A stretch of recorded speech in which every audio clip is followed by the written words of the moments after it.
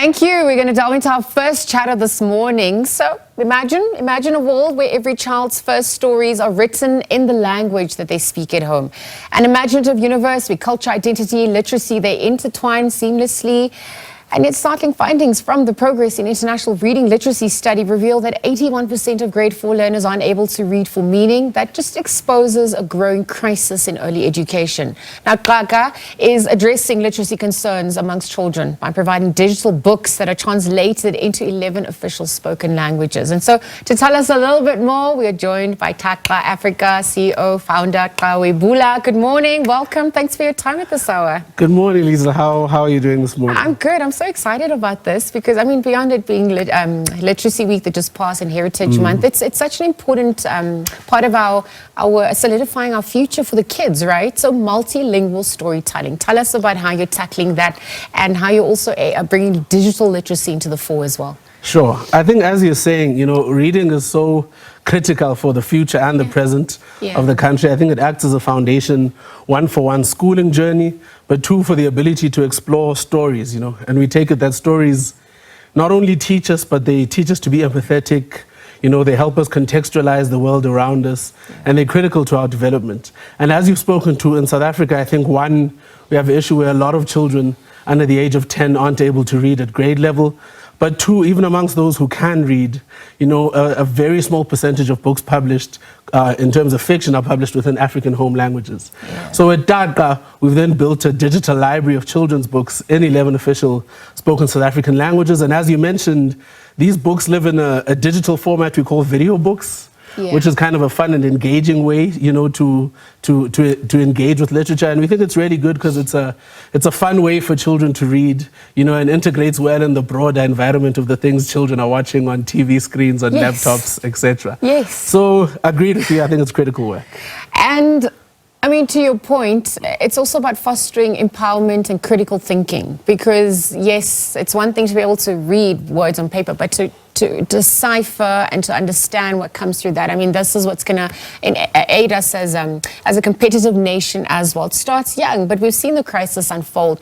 We have a digital, we have accessibility crisis as well, right? So data, just even access to the internet itself. How are you mitigating against that? How are you working with other partners to ensure that there is that access? Agreed. So I think the key part of what you said is working with partners. Yes. Right? In that we have to work with various partners in different spaces to ensure that access, as you said, is able to bridge, the digital divide, if I can call it that, or gaps where people aren't able to access the internet or don't have the devices. So we have our books, for example, on the Ayoba messaging app.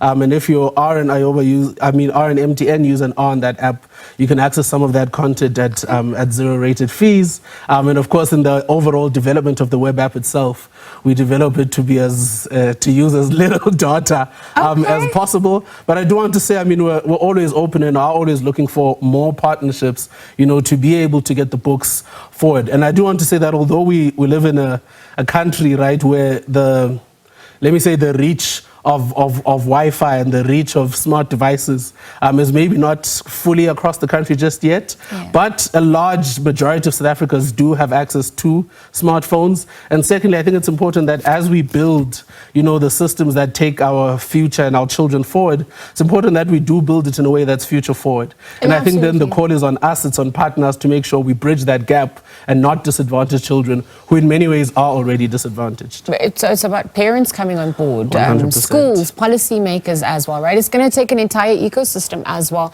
What about catering to visually impaired or, those who are hearing impaired? Is that also something that you've looked into? And even if we're just looking at, the type of learning that's happening. Talk to us about the format. Talk to us about the different approaches as well. What makes it as exciting for kids to then tune in, given the overstimulation that they get from some of the other apps? 100% agreed. I think first from the perspective of inclusivity, I think where we are really able to help is that our books are also available in audio format, or rather even the video book format itself has a narrated experience. So perhaps if you have a visual impairment and you aren't able perhaps to read, you are still able to enjoy the stories via the auditory component. But I think on what you're saying on the stories being exciting, right? Yeah. The books we have got that have the illustrated component, so a completely random example, if you are reading, say, Simba, you'll Sure. see Mufasa on your Device. screen. You'll see the word Mufasa and you'll hear someone reading Mufasa to you. There's a couple of sound effects there. So we try that it's not a completely passive experience where you're watching a cartoon. We do want you to imagine for yourself the movements of Mufasa and all of that type of jazz. But we do ensure that we keep it entertaining and engaging for you as children. And as you've said, I mean, there's a lot of things stimulating children's minds at present. And while we are pushing for reading, we do want that reading to be in a way that's still fun, and can manage to wrestle some of the attention to books in what they're already consuming. And just foster that love for reading, because when you 100%. love it, it's not difficult to want to open a book and tune in and learn, right?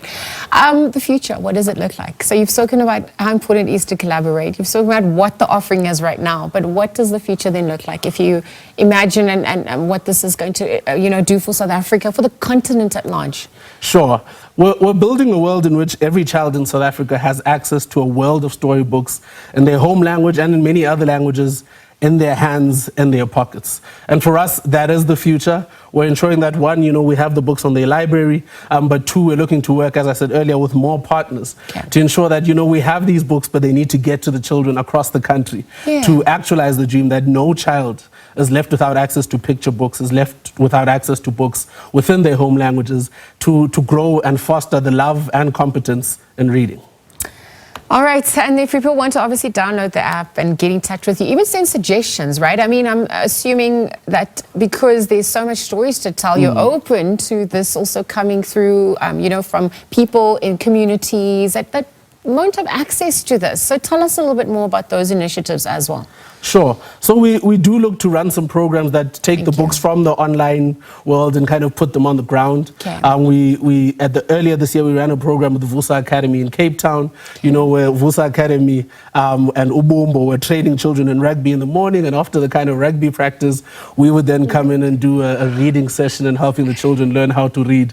So as far as we can, we, similar to the Vusa and Ubumbo partnership, partner with various partners to put books on the ground and in reading programs, and have children actually use the books. And I think if people are looking for TAQA and they want to find the books, firstly, it's www.taqa.africa, and there you can go and, and purchase a book. And if you're looking to contact us as TAQA, we're on all kinds of social media programs, on Twitter, on IG, etc. You just find TAQA Africa, and we'll be very keen to work with you to push the mission forward. Okay, wishing you all the best. Thank you so much for your time, Qhawe, this morning. I'm from TAQA Africa. He's the CEO and founder of the app. Just trying to tell us about the initiative, just looking at how this is going to impact the young children during early childhood development, how it also changes the literary world at large, and of course empowers our future nation leaders. So we'll leave it there for now and look forward to what that future looks like as they continue to shine the flag.